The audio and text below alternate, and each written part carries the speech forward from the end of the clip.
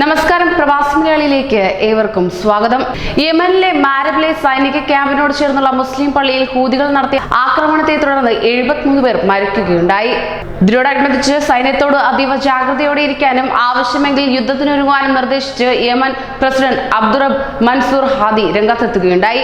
യമനിലെ മാരബിലെ സൈനിക ക്യാമ്പിനോട് ചേർന്നുള്ള മുസ്ലിം പള്ളിയിലാണ് ഹൂതികൾ നടത്തിയ ആക്രമണത്തെ തുടർന്ന് പ്രസിഡന്റ് ഈ നിർദ്ദേശം നൽകിയിരിക്കുന്നതെന്ന് വാർത്താ ഏജൻസിയായ റോയിട്ടേഴ്സ് റിപ്പോർട്ട് ചെയ്യുകയുണ്ടായി. ശനിയാഴ്ച നടന്ന മിസൈൽ ആക്രമണത്തിൽ 73 സൈനികർ കൊല്ലപ്പെടുകയും 50ഓളം പേർക്ക് പരിക്കേൽക്കുകയും ചെയ്തിട്ടുണ്ട്. ഡ്രോണുകളും ആക്രമണത്തിൽ ഉൾപ്പെട്ടിരുന്നെന്നാണ് റിപ്പോർട്ടുകൾ വ്യക്തമാക്കുന്നത്. എന്നാൽ മരണസംഖ്യ 80 കടന്നെന്ന് വാർത്താ ഏജൻസി AFP റിപ്പോർട്ട് ചെയ്യുകയുണ്ടായി. ഹൂതികൾ സമാധാനം ആഗ്രഹിക്കുന്നില്ലെന്നാണ് ഈ ആക്രമണം സൂചിപ്പിക്കുന്നതെന്ന് പ്രസിഡന്റ് പറഞ്ഞതായി യമന്റെ ഔദ്യോഗിക വാർത്താ ഏജൻസി സഭയും റിപ്പോർട്ട് ചെയ്യുകയുണ്ടായി. ഭീരുക്കൾ നടത്തിയ ഭീകരാക്രമണം എന്നാണ് ഇതിനെ അബ്ദുറബ് വിശേഷിപ്പിച്ചത് തന്നെ.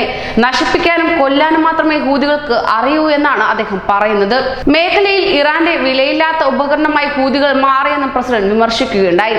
എന്നാൽ ഹൂതികൾ ആക്രമണത്തിന്റെ ഉത്തരവാദിത്തം ഇതുവരെ ഏറ്റെടുത്തിട്ടുമില്ല.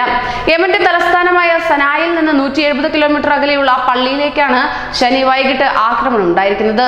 സൈനികർ പ്രാർത്ഥനയിലായിരുന്ന സമയത്തായിരുന്നു ആക്രമണമെന്ന് ആഭ്യന്തര വൃത്തങ്ങൾ അറിയിച്ചു. സനായ്ക്ക് വടക്ക് നഹം മേഖലയിലുള്ള ഹൂതി ക്യാമ്പിന് നേരെ കഴിഞ്ഞ ദിവസം യമൻ സേന നീക്കം ആരംഭിച്ചിരുന്നു. ഇവിടെ ഹൂതികളും സൈന്യവും തമ്മിൽ പോരാട്ടം തുടരുകയാണ്. ഒട്ടേറെ ഹൂതികൾ കൊല്ലപ്പെട്ടതായും പരിക്കേറ്റതായും സൈനിക വൃത്തങ്ങൾ അറിയിച്ചു. ഇറാൻ പിന്തുണയോടെ പ്രവർത്തിക്കുന്ന ഹൂതി വിമതരും സൗദി പിന്തുണയോടെ യമനിലെ ഔദ്യോഗിക സർക്കാരും തമ്മിൽ മാസങ്ങളോളം നിലനിന്ന സമാധാനമാണ് പുതിയ ആക്രമണത്തിലൂടെ തകർക്കപ്പെട്ടിരിക്കുന്നത്. രാജ്യാന്തര അംഗീകാരത്തോടെ യമനിൽ അധികാരത്തിലെത്തിയ സർക്കാരിനെ 2014 ഹൂതി വിമതർ അട്ടിമറിച്ചതോടെയാണ് മേഖലയിൽ സംഘർഷങ്ങളുടെ തുടക്കം കുറിക്കുന്നത്. പ്രസിഡന്റ് അബ്ദുറബ് മൻസൂർ ഹാദിയെ ഉൾപ്പെടെ വിമതർ ആദ്യം വീട്ടുതടങ്കലിലാക്കി. പിന്നീട് വിട്ടയച്ചപ്പോൾ അദ്ദേഹം സൗദിയിൽ രാഷ്ട്രീയാഭയം തേടി. 2015 മാർച്ചിൽ അബ്ദുറബിനെ തിരികെ അധികാരത്തിലേറ്റാൻ സൗദി സഹായിച്ചു.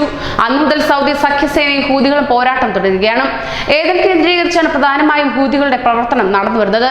ഇക്കഴിഞ്ഞ ഓഗസ്റ്റിൽ സൗദിയിലെ വിമാനത്താവളങ്ങൾക്ക് നേരെ ഹൂതികൾ ഡ്രോൺ ആക്രമണം നടത്തിയിരുന്നു. സൗദി എണ്ണ ശുദ്ധീകരണ കേന്ദ്രങ്ങൾക്ക് നേരെ നടന്ന വ്യോമാക്രമണത്തിന് പിന്നിൽ ഇറാനാണെന്ന് US ആരോപിക്കുകയും ചെയ്തിരുന്നു. ഹൂതികളെ ഇറാൻ പിന്തുണയ്ക്കുന്നതിനെതിരെ സൗദിയും രംഗത്തെത്തുന്നുണ്ട്. വ്യോമാക്രമണവും കരയിലൂടെയുള്ള ആക്രമണവും കുറിച്ചതിന് യമൻ സർക്കാരിനെയും ഹൂതികളെയും കഴിഞ്ഞ ദിവസം UN പ്രതിനിധി മാർട്ടിൻ ഗ്രിഫിത്ത് സ്വാഗതം ചെയ്തിരുന്നു. മനുഷ്യാവകാശപരമായി നോക്കിയാൽ ലോകത്തിലെ ഏറ്റവും മോശം അവസ്ഥയാണ് യമനിലുള്ളതെന്നാണ് UN റിപ്പോർട്ട് ചെയ്യുന്നത്. രാജ്യത്തെ കറൻസി മൂല്യം ഇടിയുന്ന സ്ഥിതിവിശേഷം ഉൾപ്പെടെ വൻ ക്ഷാമത്തിനാണ് യമൻ സാക്ഷ്യം വഹിക്കാൻ ഒരുങ്ങുകയെന്നതും UN റിപ്പോർട്ട് ചെയ്യുകയുണ്ടായിരുന്നു. കൂടുതൽ പ്രവാസി വാർത്തകൾക്കായി ഈ ചാനൽ സബ്സ്ക്രൈബ് ചെയ്യൂ.